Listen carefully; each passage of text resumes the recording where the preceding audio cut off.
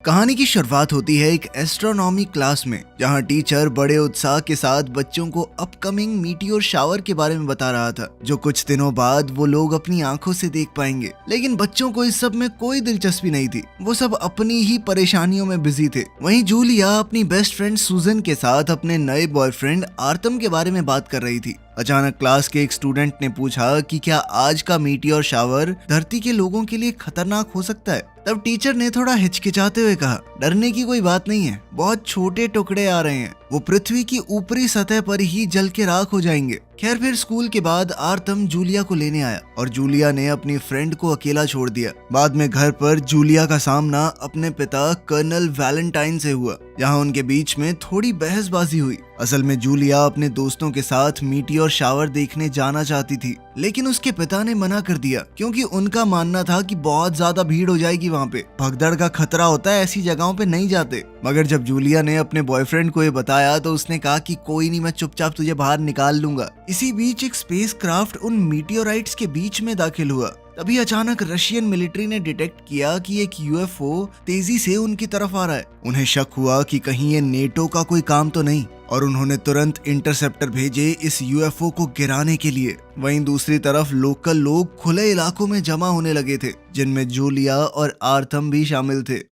तभी अचानक एक गाड़ी तेजी से वहां घुसी और लोगों से लगभग टकराने ही वाली थी। इससे आर्थम का गुस्सा भड़क गया और उसने गाड़ी के साइड वाला शीशा तोड़ दिया। अब बात हाथापाई पर पहुंचने वाली थी, लेकिन तभी आर्थम के दोस्त भी उसके साथ आ गए। इतने लड़कों को साथ देखकर गाड़ी के मालिक ने पंगा लेने का इरादा छोड़ दिया। फिर सूजन ने जूलिया और आर्थम को अपने घर की छत पर बुलाया, जहाँ से मीटियोर शावर का बहुत अच्छा नजारा दिखने वाला था। लेकिन वो दोनों एक दूसरे में इतना खो गए कि उन्हें आसपास की परवाह ही नहीं रही। तब सूजन ने उन्हें प्रिवेसी देने के लिए अपने घर की चाबी दे दी। बाद में जब दोनों एक दूसरे की बाहों में थे तो जूलिया पूरी तरह शांत नहीं थी, क्योंकि उसने अपनी दोस्त को छत पर अकेला छोड़ दिया था और उसका ये शक बिल्कुल सही निकला। उसी वक्त अचानक फाइटर जेट्स ने अंतरिक्ष से आए स्पेसक्राफ्ट पर हमला कर दिया और वो सीधा उसी बिल्डिंग की छत पर क्रैश हुआ जहां सूजन थी। धमाका इतना जबरदस्त था कि कई बिल्डिंग्स, एक हाईवे और एक स्टेडियम तक तबाह हो गए। उसी पल जूलिया और आर्थम खुद को गहरी खाई के किनारे पर पाते हैं, जहां वो बेड के टुकड़ों को पकड़कर लटक रहे थे।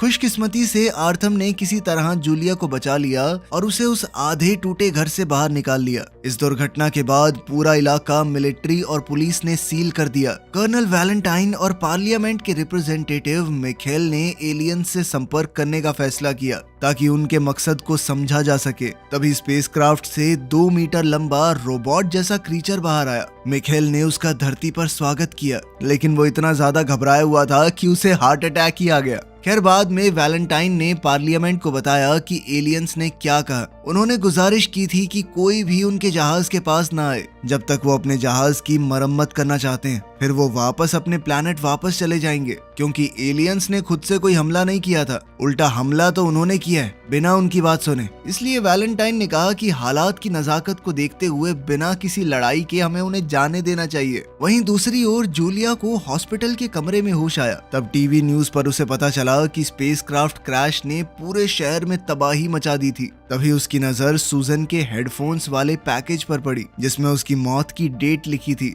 यह देखकर जूलिया पूरी तरह टूट गई। बेहद परेशान होकर उसने आर्थम को ढूंढा और उसके साथ हॉस्पिटल से भाग गई। फिर थोड़ी देर बाद कर्नल वैलेंटाइन आर्मी के व्हीकल में हॉस्पिटल पहुंचा। उसे आर्थम कुछ खास पसंद नहीं था, लेकिन फिर भी उसने उसका शुक्रिया अदा किया क्योंकि उसने जूलिया की जान बचाई थी। फिर घर जाते वक्त जूलिया ने अपने पिता से पूछा कि आगे क्या होगा, मगर वैलेंटाइन ने बताया कि शहर में कर्फ्यू लग चुका है और अब स्कूल के बाद सभी स्टूडेंट्स को सीधा घर जाना होगा। लेकिन जूलिया के लिए रेस्ट्रिक्शन यहीं खत्म नहीं हुई। वैलेंटाइन अपने काम में इतना बिजी रहने वाला था कि वो उसका ध्यान नहीं रख सकता। इसीलिए उसने जूलिया की देखभाल के लिए उसकी दादी को बुला लिया, जिस पर जूलिया काफी चिढ़ गई।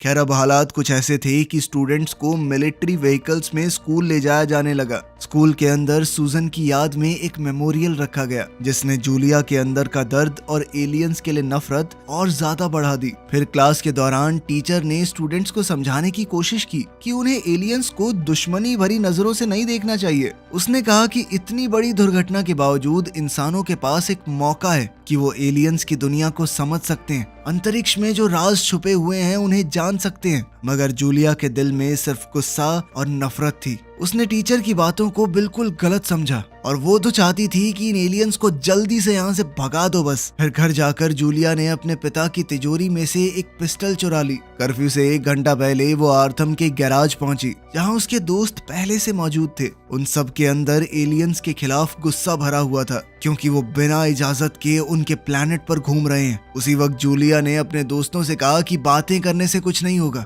और उसने चोरी की हुई पिस्टल सबके सामने दिखा दी। उन्होंने प्लान बनाया कि एक सुनसान बिल्डिंग के जरिए हम वहां तक पहुंचेंगे। एक खुफिया रास्ता है जहां से सीधा स्पेसक्राफ्ट तक पहुंचा जा सकता है। इसके बाद आर्थम ने जूलिया को आगे के खतरों के बारे में सावधान करते हुए गाड़ी के अंदर ही इंतजार करने को कहा। वहीं अंदर स्टोर में लड़कों को जमीन पर एक अजीब सा गोल्ड डिवाइस मिला। उन्होंने सोचा कि क्रैश लैंडिंग के दौरान शायद ये गिर गया होगा, मगर वहीं जूलिया आर्थम की बात को नजरअंदाज करते हुए सूजन के अपार्टमेंट तक चली गई थी। वहां उसने उन दोनों की तस्वीर देखी और अपनी दोस्त का आखिरी वॉइस मेल सुना, जिससे उसकी आंखें भर आई। तभी अचानक उसके सामने एक एलियन आ गया। डर के मारे जूलिया ने बिना सोचे समझे उस पर गोली चला दी। फिर पीछे हटते हुए वो बैलेंस खो बैठी और नीचे गिरने ही वाली थी कि ऐन वक्त पर एलियन ने उसका हाथ पकड़ लिया और उसे गिरने से बचाया। उसी पल में जूलिया ने देखा कि एलियन का चेहरा कुछ पलों के लिए इंसान जैसा लगने लगा था। इतने में आर्थम और उसके दोस्त जूलिया की आवाज सुनकर वहां पहुंच गए और उन्होंने एलियन पर हमला कर दिया।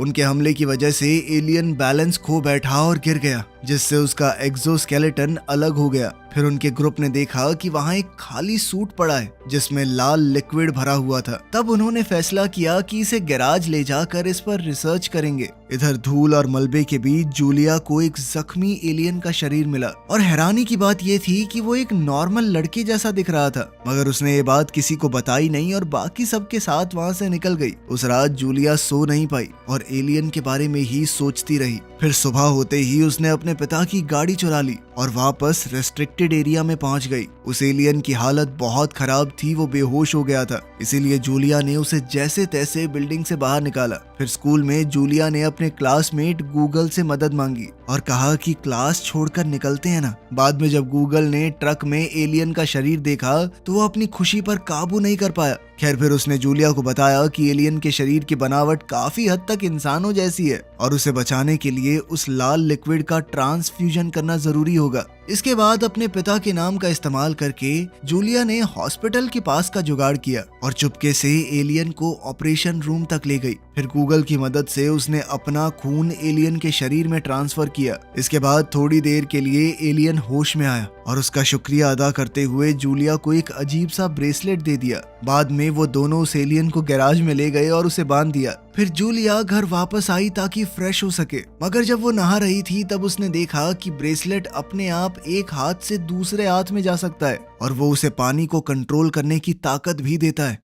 वहीं दूसरी तरफ मिलिट्री को वो एलियन डिवाइस मिल गया और वो उसे रिसर्च के लिए लैब में ले गए। फिर पार्लियामेंट के सामने प्रेजेंटेशन में एक साइंटिस्ट ने बताया कि वो एलियन स्पेसक्राफ्ट पूरे शहर का पानी अपनी तरफ खींच रहा है। उसने हिसाब लगाया कि पानी उस टूटे हुए स्पेसक्राफ्ट की मरम्मत का एक बहुत जरूरी हिस्सा है। इस पर सरकार ने फैसला किया कि एलियंस के साथ हुए समझौते के तौर पर शहर के लोगों को पानी के इस्तेमाल में कटौती करनी पड़ेगी। फिर वैलेंटाइन ने लीडरशिप से अपील की कि उस डिवाइस को भी हमें एलियंस को ही सौंप देना चाहिए, लेकिन इस बारे में उसकी बात नहीं मानी गई। प्लान ये था कि इस डिवाइस का इस्तेमाल करके एलियंस के बारे में और ज्यादा जानकारी हासिल की जाएगी। खैर, फिर अगले दिन गूगल ने बहुत खुश होकर जूलिया को बताया कि एलियन होश में आ गया है। तब जूलिया ने बंदूक लेकर उस एलियन से बात की और अपने सवालों के जवाब मांगे, मगर वो एलियन तो रशियन भाषा में जवाब देने लगा। उसने अपना नाम हिकेन बताया। साथ ही उसने बताया कि मुझे शिल नाम का अपना डिवाइस वापस चाहिए ताकि मैं अपने जहाज सॉल तक वापस लौट सकूं। लेकिन जूलिया के मन में अभी भी एलियंस के लिए नफरत थी और उसने थोड़ी बदतमीजी से बात की। तब हिकन ने आराम से कहा कि मैं तुम्हारी भावनाओं को समझ सकता हूँ। इस पर जूलिया ने थोड़ा चिढ़कर उसे अपने पिता के पुराने कपड़े पहनने को कहा और साथ ही ये भी कहा कि जल्दी यहाँ से निकल जाओ। तब हिकन ने बिना कुछ कहे उसकी बात मान ली, लेकिन उसे पृथ्वी की सड़कों के कानूनों के बारे में कुछ भी नहीं पता था। उसका अजीब हुलिया देखकर पेट्रोल ऑफिसर्स का ध्यान उस पर गया और वो उसे एक नशेड़ी समझकर पुलिस स्टेशन ले जाने लगे। इधर आर्थम और उसके दोस्त एलियन के एक्सोस्केलेटन को तोड़ने की कोशिश कर रहे थे, लेकिन उनके सारे औजार उस आर्मर के सामने नाकामयाब रहे। फिर जब उन्होंने सूट को गीले कपड़े से साफ किया तो उन्होंने देखा कि उस पर पड़े हुए निशान तुरंत गायब हो रहे थे। इसके बाद यूजीन नाम के लड़के ने अपना हाथ एक्सोस्केलेटन के अंदर डाला और देखा कि वो उसकी हर मूवमेंट को कॉपी कर रहा है। तभी अचानक सूट उसके हाथ को ढकने लगा, जिससे वो थोड़ा हड़बड़ा गया। उसी पल उसके दोस्तों ने उसे बड़ी मुश्किल से बाहर निकाला, लेकिन उनकी जल्दबाजी की वजह से उसके हाथ पर छोटे छोटे कट्स आ गए। तब डर के मारे यूजीन ने कहा कि मैं इन एलियंस के खिलाफ नहीं लड़ना चाहता, अगर ये चाहेंगे तो हमें तबाह कर सकते हैं। ये सुनते ही रस ने कहा कि तू डरपोक है, चल निकल यहाँ से। तब यूजीन ने चिल्लाते हुए कहा कि हाँ लड़ लियो उनसे, सबसे पहले तुझे ही मारेंगे साले। खैर इसके बाद आर्थम ने फैसला किया कि वो इस खतरनाक सूट से छुटकारा पाएगा और उसने कर्नल वैलेंटाइन से मिलने का प्लान बनाया। फिर अपने दोस्तों के साथ वो एक चेक पॉइंट पर पहुंचा, जहां लोग काफी देर तक पानी के लिए इंतजार कर रहे थे। इसी वजह से लोगों के बीच तनाव बढ़ रहा था और तभी गुस्से में एक आदमी ने पुलिस ऑफिसर पर पत्थर फेंक दिया। वो ऑफिसर हमलावर को पहचान नहीं पाया और उसे लगा कि रस ने ये पत्थर फेंका है, क्योंकि रस ने बिल्कुल वैसे ही कपड़े पहने हुए थे। आर्थम और उसकी गैंग ने अपने दोस्त को बचाने की कोशिश की, लेकिन पुलिस वालों ने उनके ऊपर भी हमला कर दिया। फिर हालात बिगड़ते देखकर आर्थम ने जल्दी से अपने दोस्तों को गाड़ी में बैठाया और उन्हें एक सुरक्षित जगह पर जाने को कहा। वहाँ पूरा हंगामा मच गया था और लोग पुलिस से नाराज थे कि उन एलियंस को पानी दे रहे हो, हमें नहीं। आर्थम ने आम लोगों को रोकने की कोशिश की और कहा भी कि पुलिस वालों पर हमला करना ठीक नहीं है। वो जख्मी पुलिस ऑफिसर की मदद करना चाहता था, लेकिन उस हड़बड़ी में बाकी ऑफिसर्स ने उसे गलत समझ लिया और उसे भी खतरा समझने लगे। फिर पुलिस वालों ने उस लड़के को डंडों से मारते हुए जबरदस्ती पकड़कर कैदियों वाली गाड़ी में डाल दिया। तभी कर्नल वैलेंटाइन वहां आया और उसने आर्थम से पूछा कि वो उसे क्या दिखाना चाहता था। उस पल आर्थम ने जख्मी पुलिस ऑफिसर की तरफ देखा, लेकिन वो ऑफिसर डर के मारे चुप रहा और ये नहीं बताया कि आर्थम उसकी मदद कर रहा था। इस पर आर्थम को पुलिस फोर्स के इस दोगलेपन से घिन आई और आर्थम ने अपना प्लान बदल लिया। उसने वैलेंटाइन को एक्सोस्केलेटन के बारे में बताने का इरादा छोड़ दिया और खुद को गिरफ्तार होने दिया। वहीं दूसरी तरफ हम देखते हैं कि हैकन को पुलिस स्टेशन ले जाया गया था, जहां उसके फिंगरप्रिंट लेने की कोशिश नाकामयाब रही। तभी हैकन ने टीवी पर देखा कि उसका डिवाइस शेल का अब मिनिस्ट्री ऑफ डिफेंस के कब्जे में आ चुका है। वहीं कुछ समय बाद जूलिया शांत हुई और उसने फैसला किया कि वो एलियन की मदद करेगी। जब उसे पता चला कि हैकन पुलिस कस्टडी में है तो उसने अपने पापा की पोस्ट का इस्तेमाल करते हुए हैकन को पुलिस से छुड़वा लिया और वहीं पर उसकी मुलाकात आर्थम से हुई और उसने वादा किया कि मैं पापा से कह के तुम्हें भी जल्दी ही छुड़वा लूंगी। लेकिन आर्थम गुस्से में बोल पड़ा कि मुझे तुम्हारे पिता से कुछ लेना देना नहीं है, पूरा सिस्टम करप्ट है साला। खैर इसके बाद हैकर ने जूलिया को समझाया कि उसका डिवाइस मिलिट्री वालों के कब्जे में है और वो एक तरह से उसकी स्पेसशिप की चाबी है, उसके बिना वो दूसरे डायमेंशन में ट्रैवल नहीं कर सकता। तब जूलिया ने उसकी मदद करने की ठान ली ताकि वो जल्दी से धरती छोड़ सके। इसके बाद दोनों सीधा मिनिस्ट्री ऑफ डिफेंस पहुंचे, लेकिन गार्ड ने जूलिया को बिना किसी वजह के अंदर जाने से मना कर दिया। तब जूलिया ने तुरंत एक प्लान बनाया और उसने हैकन की तरफ देखकर झूठ कह दिया कि वो प्रेग्नेंट है। ये सुनकर वो अंदर जा पाई। उसके पिता वैलेंटाइन इस बात से बहुत हैरान हो गए। उन्होंने गुस्से में कहा कि मैं इस आदमी को ऐसी जगह फेंकवाऊंगा, मिलेगा नहीं कभी। तब जूलिया उन्हें शांत करने के लिए उनके गले लग गई और इसी दौरान चालाकी से उनका सिक्योरिटी पास चुरा लिया। बाद में गुस्से में कर्नल ने हैकन को ऑफिस से निकाल दिया और जूलिया ने चुपके से उसे जाने से पहले वो पास दे दिया। आखिरकार जूलिया ने अपने पिता को सच बता दिया कि वो गार्ड अंदर नहीं आने दे रहा था, तो इस वजह से मैंने झूठ बोल दिया। फिर हल्की सी मुस्कुराहट के साथ उसने कहा कि बहुत टाइम के बाद आपने मेरी बात सुनी है, अपने बाप से बात करने के लिए प्रेग्नेंट होना पड़ेगा क्या मुझे? असल में वैलेंटाइन अपने काम में इतना बिजी रहता था कि अपनी बेटी की जिंदगी में दिलचस्पी लेना लगभग बंद कर दिया था उसने। मगर जूलिया के दिल में अब भी नाराजगी थी, क्योंकि जब उसकी माँ बहुत बीमार थी उनके पास ज्यादा समय नहीं बचा था। तब वैलेंटाइन ने उसे कैंप भेज दिया। वो तो उसे दर्द से बचाना चाहता था, लेकिन जूलिया को तो अपनी माँ को आखिरी बार अलविदा कहने का मौका तक नहीं मिला। खैर इधर हैकन प्रोटेक्टिव सूट पहनकर कर्नल के पास की मदद से लैब में घुस गया। जब उसने शिल्का पर हाथ रखा तो उसमें से एक चमकती हुई चीज निकली, जिसे लेकर वो चुपचाप वहाँ से निकल गया। इससे लैब में मौजूद लोग हक्के बक्के रह गए और कुछ पलों बाद उन्होंने बिल्डिंग में इमरजेंसी अलार्म बजा दिया और फिर वैलेंटाइन ने तुरंत जूलिया और हैकन को मिनिस्ट्री ऑफ डिफेंस से बाहर निकाल दिया। इसी बीच आर्थम भी रिहा हो गया और उसने अपने दोस्तों को बताया कि अब वो एलियंस के खिलाफ जंग छेड़ कर रहेगा। फिर जल्दी ही गैराज में लड़कों ने गाड़ी की विंडशील्ड पर लोहे की ग्रिल फिट की उन्होंने पेट्रोल बॉम्ब्स तैयार किए और ट्रंक में कुछ बैट रख लिए। इसके बाद आर्थम ने जूलिया को कॉल करके अपनी बदतमीजी के लिए माफी मांगी। उसने उसे गैराज में आने को कहा, लेकिन जूलिया ने कहा कि मुझे अब वो सब नहीं करना। इसके बाद जूलिया ने हैकन को बताया कि कर्फ्यू से पहले बिना किसी की नजरों में आए शिप तक पहुंच पाना मुमकिन नहीं होगा, इसलिए अंधेरा होने तक एक काम करो, डिनर ही कर लो घर पे।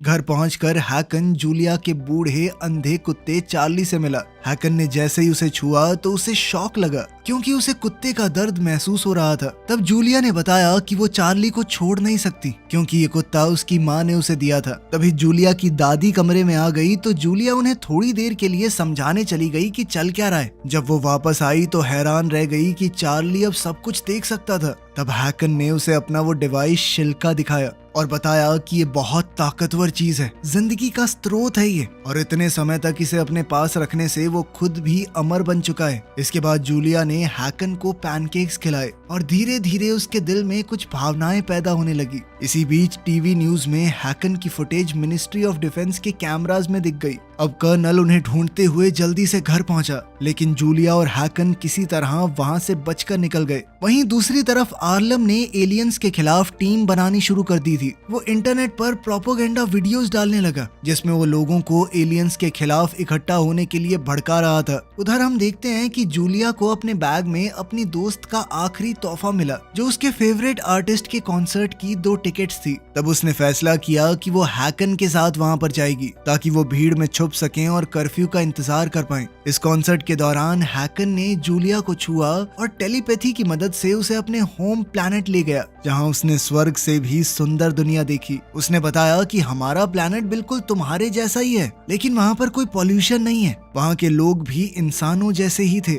लेकिन उन्होंने अंधाधुंध तरक्की के नाम पर अपने प्लैनेट को खराब नहीं किया। फिर हैकन ने समझाया कि मेरा मकसद धरती पर हमला करना नहीं था, वो तो बस प्यार से यहाँ पर घूमने आया था, और मिलिट्री ने उसकी शिप का पता लगते ही उस पर हमला कर दिया। मगर हैकन ने चेतावनी भी दी कि अगर कोई भी उसकी शिप पर चढ़ने की कोशिश करेगा तो जहाज का सिस्टम उन्हें पूरी तरह तबाह कर देगा। उधर कॉन्सर्ट में यूजीन ने जूलिया को किसी और के साथ देखा और उसने तुरंत इसकी खबर आर्थम को दे दी। उसी समय स्टेज पर आर्टिस्ट ने ऐलान किया कि कर्फ्यू शुरू हो चुका है और सबको यहाँ से जाना होगा। फिर जूलिया हैकन को एक सुनसान जगह पर ले गई और उसे अलविदा कहने लगी, मगर तभी दोनों अपनी भावनाओं पर काबू नहीं कर पाए और एक दूसरे को चूम लिया। उसी वक्त अचानक आर्थम का कॉल आया और जूलिया ने फोन पर ही उससे ब्रेकअप कर लिया। लेकिन अचानक आर्थम अपने दोस्तों के साथ वहाँ पहुँच गया था और उसने सीधा हैकन पर हमला कर दिया, मगर हैकन ने पलटवार नहीं किया। वो चुपचाप मार खाता रहा, क्योंकि वो लोग हिंसा के खिलाफ थे। उसी पल जूलिया ने उन्हें रोकने की कोशिश की और समझाया कि तुम एक ऐसे एलियन पर हमला कर रहे हो जो सिर्फ अपने प्लैनेट पर वापस जाना चाहता है। उसने ये भी कहा कि एलियंस के बारे में हम जो सोच रहे थे गलत था, ये लोग टेक्नोलॉजी के मामले में इंसानों से बहुत आगे हैं। मगर ये सुनते ही आर्थम की आंखों में पागलपन छा गया।